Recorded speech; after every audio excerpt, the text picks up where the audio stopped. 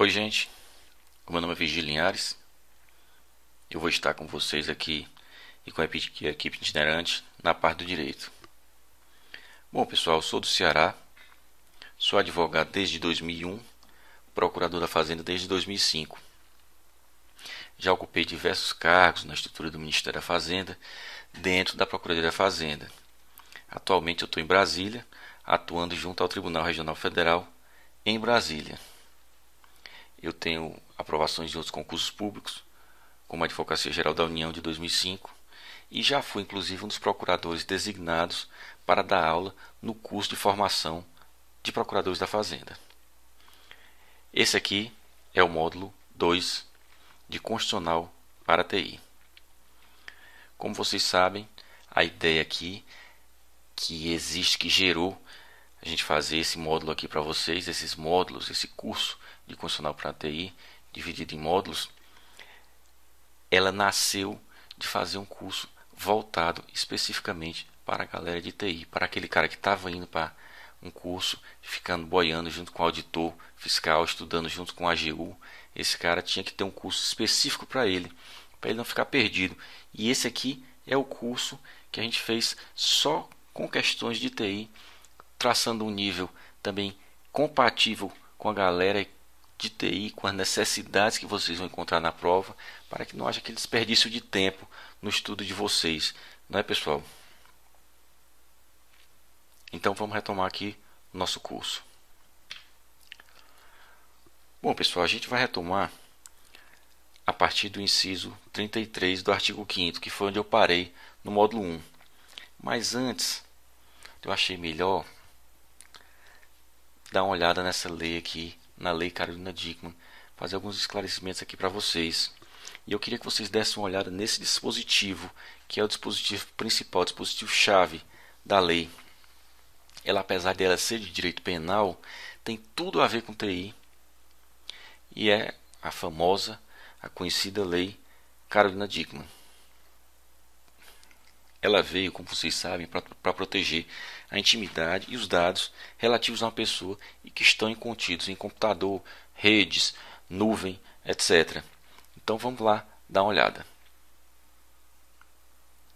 Artigo 154-A do Código Penal.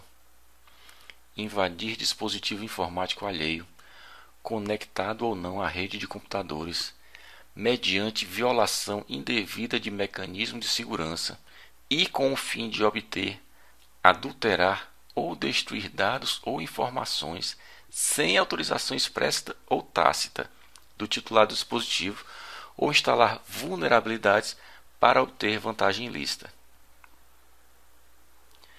Então, gente, aí a gente vê que é um negócio bem abrangente essa lei. Basta você ter acesso aos dados que você já está incidindo aí nesse artigo 154. Eu achei importante trazer essa nova lei, porque, como eu já disse, vocês têm que estar ligados nas questões que podem ser tiradas dos limites dos programas. Uma questão que pode ser tirada do limite entre o direito à intimidade, entre a garantia do direito à intimidade, que está previsto na Constituição, e o direito penal, que tem uma norma específica no direito penal, que é esse 154. A banca pega essa novidade, que é a Lei Carolina Dickmann, e cobra dizendo que estava cobrando apenas direito à privacidade, afirmando que a lei está inserida no programa na parte que fala na proteção à privacidade. Entenderam? Agora, a lei é mais longa do que isso aí. Esse é o dispositivo base, o dispositivo principal. E você não tem que se preocupar em aprofundar no estudo da lei. Se cair algo, o que já não é muito provável, vai cair algo do texto puro da lei. Vai cair, gente. Se cair, vai cair 154A. Certo? Então, só lembrando que a mera invasão para obter dados é crime. Não precisa divulgar dados, não precisa causar prejuízo. Certo, gente? Não precisa roubar uma senha. Certo? Pegou algum dado, já está inserido no crime. Ok, pessoal? Então vamos aqui retomar o nosso estudo do artigo 5º. Vamos ver aqui o direito fundamental à informação. Esse inciso também é importantíssimo.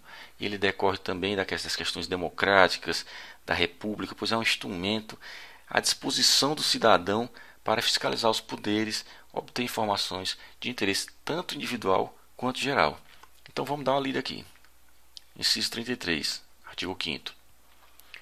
Todos têm direito a receber dos órgãos públicos informações de seu interesse particular ou de interesse coletivo ou geral, que serão prestadas no prazo da lei, sob pena de responsabilidade, ressalvadas aquelas cujo sigilo seja imprescindível à segurança da sociedade e do Estado. Primeira coisa que eu vou ressaltar aqui para vocês, já avisando as confusões que as bancas vão fazer na hora da prova, é que o direito do inciso 33 é assegurado a todos. Todos, gente. Então, todos têm esse direito aí. Aí, pessoal, se a questão vier falando em os cidadãos, os eleitores e qualquer substantivo que restrinja muito esses todos, vocês têm que saber que a questão está errada. Certo? Se disser somente os cidadãos, somente eleitores, vocês têm que saber que essa questão estaria errada. Certo, pessoal?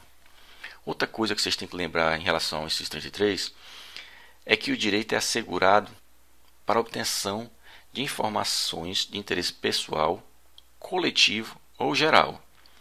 Também aqui as bancas tendem a fazer aquela certa confusão, aquela confusãozinha, indicando que a pessoa só teria direito às informações de caráter pessoal, né? que não estariam inseridas as informações de interesse geral, mas somente as de interesse coletivo. Né? Então, atinge tanto interesse pessoal, interesse coletivo e interesse geral. Certo? O inciso foi bem abrangente para dar uma amplitude maior à aplicação desse inciso. E o prazo para a informação? Que prazo deve ser prestada a informação? Prazo de lei. No fim do inciso, o texto constitucional ressalva a questão em torno das informações cujo sigilo é essencial à segurança do Estado. Também aqui nós temos uma lei regulando o prazo de sigilo dessas informações e a classificação, o modo como se classifica essas informações, cujo sigilo é essencial à segurança do Estado. Uma coisa que vocês têm que saber, gente, antes de finalizar esse inciso, é que em direito constitucional há uma diferença entre direito à informação e direito de informar. Em direito, gente, muitas vezes no direito, quando a gente está estudando a parte jurídica, muitas vezes nós temos termos extremamente parecidos, mas que têm significados totalmente diferentes. Então as bancas colocam, por exemplo, de acordo com o nosso sistema constitucional, direito de informar é a mesma coisa que direito de informação. Essa questão estaria errada. Direito de informar está muito mais ligado à liberdade de expressão, gente. Tem uma faceta um pouco mais individual do que coletiva. Direito à informação é direito mais coletivo e tem a ver com o Brasil ser uma democracia, ser uma república em que predomina a transparência, o acesso à informação sobre a coisa pública, né? Que predomina o princípio da publicidade. E o governo é obrigado a prestar contas de tudo e a ser transparente. Certo, pessoal? Então, vamos para o próximo aí. Inciso 34. Pessoal, isso aqui também é um inciso importantíssimo. Se divide em direito de petição e direito de certidão perante repartições públicas. Direito de petição. Pessoal, esse direito de petição ele tem reflexo em quase tudo que é área, inclusive no processo civil. Desde que existe prova de concurso público, esse inciso é um dos mais cobrados, pessoal. Então vamos abrir o olho aqui. Vamos aqui dar uma lida e esmiuçar ele aqui para vocês. Então, 34. São a todos assegurados, independente do pagamento de taxas. 2 pontos. A. O direito de petição aos poderes públicos em defesa de direitos ou contra a ilegalidade ou abuso de poder. Primeira coisa, pessoal, acerca desse inciso é que ele independe do pagamento de taxas, ou seja, não depende de pagamento de taxas. O STF já disse que é inconstitucional a exigência de taxa para exercício do direito previsto no 34, no inciso 34. A gente pode dizer que o direito de petição é um direito subjetivo, ou seja, um direito da pessoa de acionar um poder público, os poderes públicos, os órgãos públicos, com a pretensão de defender direitos ou de obter esclarecimentos. O sujeito passivo desse direito, os obrigados a observar esse direito, são os órgãos públicos, os poderes públicos, o Estado como um todo, né, gente?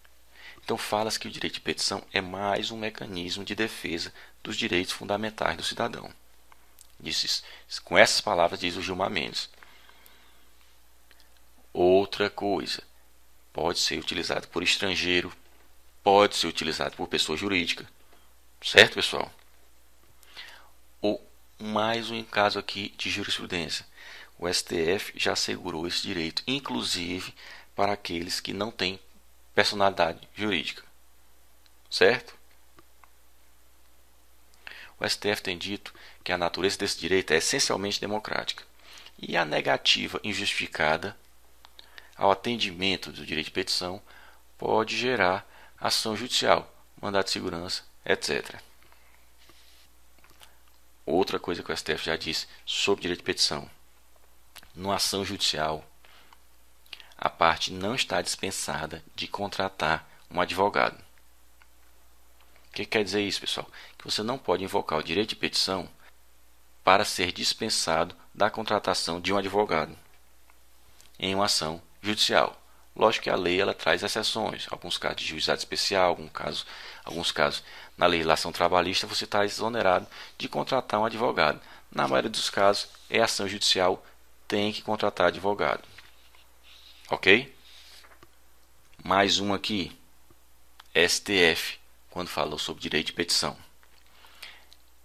Depósito recursal, gente. O STF, ele diz que o recurso administrativo é um desdobramento do direito de petição. Então, todas aquelas leis que impunham ao cidadão a necessidade de depositar uma parte do seu débito para recorrer administrativamente foram tidas como inconstitucionais. Para explicar melhor, vou fazer uma pequena explicação aqui. Alguns anos atrás, mais ou menos em 1998, houve uma crise financeira muito grande. Então, o governo, como medida para mitigar os efeitos da crise, aumentar rapidamente a arrecadação, ele modificou algumas leis tributárias para passar a exigir um depósito de 30% do valor do débito, caso a parte desejasse recorrer de uma atuação fiscal. O Supremo, ele até no primeiro momento, ele disse que a lei era válida, mas depois disse que não, porque ela violava o direito de petição previsto constitucionalmente. Foi editada inclusive a súmula vinculante 21, nesse caso, dizendo que depósito recursal para recorrer administrativamente é inconstitucional. Certo, pessoal? Entenderam a parte do depósito recursal, da inconstitucionalidade do depósito recursal? Então, vamos aqui para frente.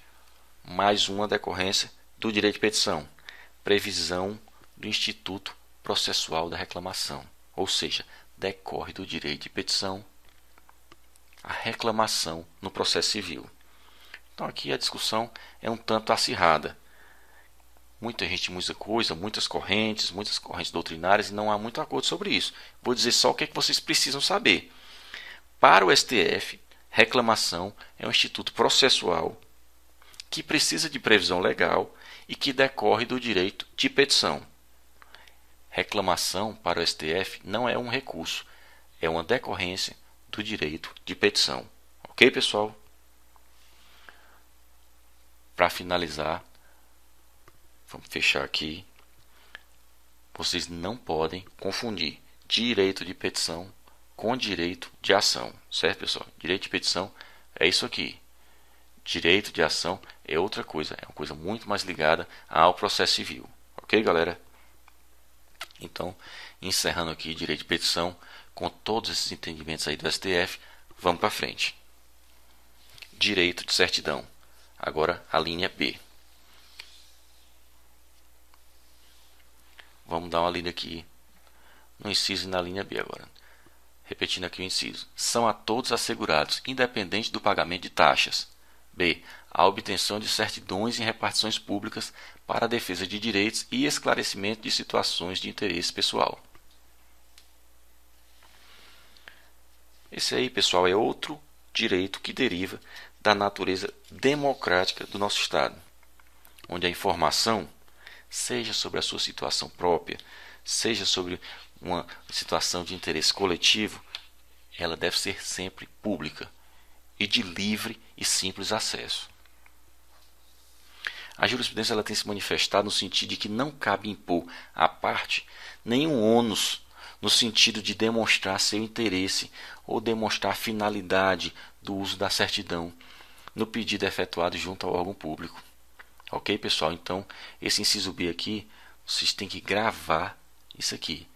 A jurisprudência ela não tem posto como condição, aceito como condição que a pessoa demonstre a necessidade ou qual é o seu interesse de obter esta ou aquela certidão. Certo, pessoal? Basta requerer a certidão e aí você tem que receber a informação. Ok, pessoal? Fechando aqui o inciso 34, vamos para frente. Inciso 35, gente. Vamos entrar agora, pessoal, em uma série de incisos que visa proteger o cidadão no âmbito judicial. São muito importantes porque eles dão mais ou menos uma moldura do que tornou-se o processo civil e o processo penal depois da edição da Constituição, que houve uma transformação muito forte depois da Constituição. Então vamos dar uma olhada aqui, começar pelo 35. A lei não excluirá da apreciação do Poder Judiciário lesão ou ameaça a direito. Gente, esse aqui é o princípio da inafastabilidade de jurisdição, ou da cláusula da inafastabilidade de jurisdição. E o que significa isso, professor Vigílio? Significa que não é dado à lei restringir ou limitar o acesso à justiça. A lei não pode diminuir, não pode mitigar, não pode restringir o acesso à justiça. O acesso à justiça no Brasil é amplo e restrito. E aqui eu faço questão de frisar que a nossa carta garante a proteção contra a lesão a direito ou ameaça de lesão a direito, certo, gente? Não é só a lesão a direito que é protegido, lesão e ameaça de lesão. Isso significa, pessoal, que no Brasil a jurisdição é una, ou seja, não há possibilidade da lei excluir da apreciação do Poder Judiciário qualquer ato, por motivo qualquer que seja. Embora que nós vamos ver algumas exceções mais à frente. Então aqui nós estamos chegando à conclusão de que no Brasil, diferentemente da França, não há jurisdição administrativa, que é a decisão feita, tomada por tribunais administrativos, mas que tem força de coisa julgada. No Brasil, coisa julgada só no judiciário, pessoal. Na França, eu vou dar essa explicaçãozinha aqui para vocês. Na França, por questões históricas, havia uma desconfiança em relação ao poder judiciário muito grande. Ele entendia-se o judiciário como sendo refúgio da nobreza no tempo da Revolução Francesa. Então decidiu-se que haveria de ser instalada a dualidade de jurisdição, a administrativa e a judicial. E a judicial não poderia alterar a coisa julgada administrativa. No Brasil não é assim, gente. A gente já sabe que não é assim. Somente o Poder Judiciário pode dizer o direito com força de coisa julgada. E a decisão administrativa pode sim ser desfeita pelo Poder Judiciário. Agora, há exceções a esse princípio, ao princípio da inafastabilidade da jurisdição. Os manuais eles sempre dão um rol muito curto, um rolzinho muito do capenga para vocês. Vamos tentar estender um pouco esse rol e colocar ele de uma forma até mais didática do que eles têm feito. Então vamos lá. Exceções ao princípio da inafastabilidade da jurisdição. 1. A própria Constituição limita o acesso à justiça no caso de competições desportivas. O artigo 217, parágrafo 1º, ele diz que o Poder Judiciário só admitirá ações relativas à disciplina e às competições desportivas após esgotarem-se as instâncias da justiça desportiva, que deve ser regulada em lei. Então isso aqui, gente, é para quem duvida do poder da FIFA. Quem diz que a FIFA não tem poder, basta você ir lá e mostrar o artigo 217, parágrafo 1º, que o cara vai se convencer rapidinho. Exemplo número 2. Atos políticos. Atos como veto presidencial, por exemplo, eles não podem ser apreciados de regra pelo Poder Judiciário, certo? Exemplo 3. Atos interna corporis de outro poder. Aqui, gente, é uma certa discussão. Diz a maior parte da doutrina que os atos internos das casas legislativas, quando, por exemplo, interpretam seu próprio regimento interno, são insindicáveis pelo Poder Judiciário, gente. Pessoal, isso aqui tudo é sinônimo. Insindicáveis. Atos indenes. Uns chamam de atos insindicáveis, outros chamam de atos indenes. Tudo isso significa que os atos não poderiam ser apreciados pelo Poder Judiciário. Certo, galera? Vamos agora partir para esses exemplos que eu classifico como muito fraquinhos e até deixam vocês meio perdidos. Vocês leem, vocês pensam, é só isso aqui? E não é bem só isso. Vamos ver esses exemplos aqui mais fraquinhos, que são um pouco mais restritivos, mas que também são importantes e também caem em concurso. Um deles é a caracterização do interesse de agir no habeas data. O cara tem que, para ajuizar um habeas data, ele tem que comprovar que já foi ao órgão público pedir a informação que está requerendo através da habeas data. A gente vai ver a habeas data mais na frente, mas esse exemplo aqui é o exemplo que tem sido dado, eu trouxe aqui para vocês. Outro caso é a impossibilidade de manejar diretamente a reclamação por descumprimento da súmula vinculante. Certo? A súmula editada pelo STF, a súmula vinculante, ela vincula todos os órgãos do Poder Judiciário e da administração.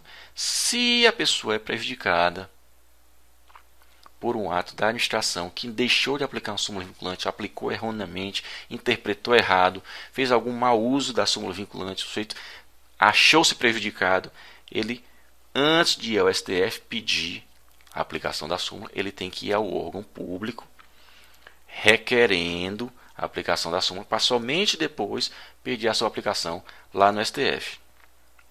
Certo, pessoal? Então, vamos aqui para frente.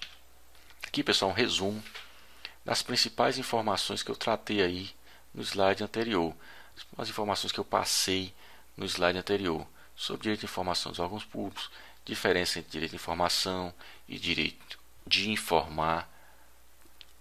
Inciso 34, direito de petição associado com democracia, com república, os posicionamentos do STF, né, sobre o direito de petição, na questão da desnecessidade de demonstrar finalidade no direito de certidão.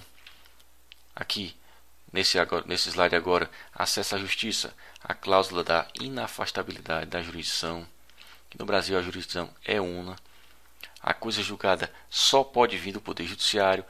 Então, aqui esses dois slides aqui, eles dão mais ou menos um resumo, um roteiro do que nós tratamos naquele primeiro slide que nós tivemos como texto base, o texto da Constituição. Certo, pessoal? Então, vamos ficar essa aula por aqui e eu vejo vocês na próxima aula. Ok? Até lá!